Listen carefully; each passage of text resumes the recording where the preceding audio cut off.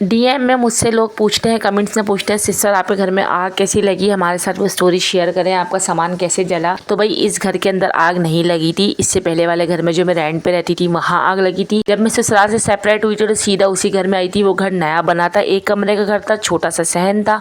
अच्छा, मेरे 3 ही बच्चे थे। अब्दुल्ला इसी घर में पैदा हुए। हुआ ये कि मैंने घर साफ़ करा, 10 दिन के लिए मुझे ससुराल जाना पड़ा। घर बंद हो गया। वहाँ से वापस आई तो मैंने घर की डीप क्लीनिंग करी।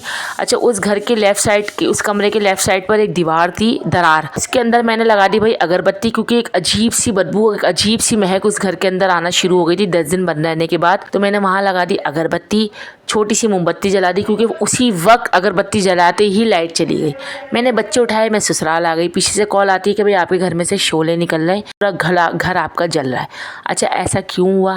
क्योंकि भाई उस घर में पैरानॉर्मल एक्टिविटीज़ थी। अब्दुल्ला और अहमद के साथ मामलात मुझे नज़र आते थे। अहमद पे भी माशाल्लाह मामलात हैं, आप लोगों को पता है। राफे और आयशा स्कूल चले आते थे, मैं किचन में काम कर रही होती थी। बाकायदा अहमद की हंसने की, बोलने की आवाज़ें आती थी।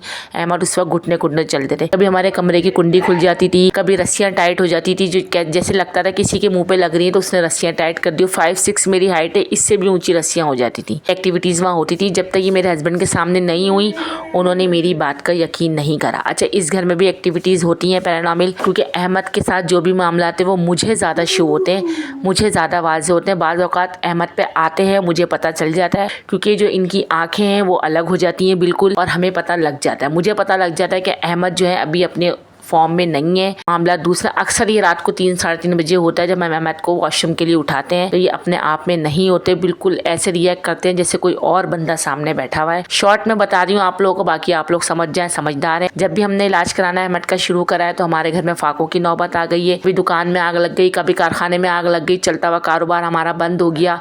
एक दफ़ा तो सुजुकी में आग लग गई तो जंप मार के मेरे हस्बैंड को अपनी जान बचानी पड़ी। तो ये छोटी सी मैंने स्टोरी आप लोगों के साथ शेयर करी है, क्योंकि बस ये चीज़ें हैं, इन पर यकीन रखना चाहिए। और कोई अगर आपसे बोल रहा है कि ऐसी एक्टिविटीज़ होती हैं तो भाई यकीन करा करें, क्योंकि ये चीज़ें दुनिया में हैं। जैसे हमारा हिसाब किताब है, ऐसे भाई इनका भी हिसाब किताब है। छोटा सा व्लॉग मैंने आप लोगों के साथ शेयर करा है, छोटी सी स्टोरी शेयर करिए। तो आप लोग प्लीज़ लाइक कमेंट शेयर ज़रूर करिएगा। व्लॉग कैसा लगा ये भी बताइएगा, और ख़ासकर अहमद के लिए दुआ करिएगा। अब मैं अहमद के बारे में बाकी आप लोग को फिर कभी बताऊंगी इंशाल्लाह। आप लोग दुआ करें, दुआओं से तो माशाल्लाह ताला लिखी हुई तकदीर भी बदल देता है। पता नहीं मेरे हक में, मेरे बच्चे के हक में आप लोगों की किसकी दुआ लग जाए, तो प्लीज़ दुआ ज़रूर कीजिएगा। कल मिलते हैं आप लोगों के साथ। अल्लाह हाफ़िज़।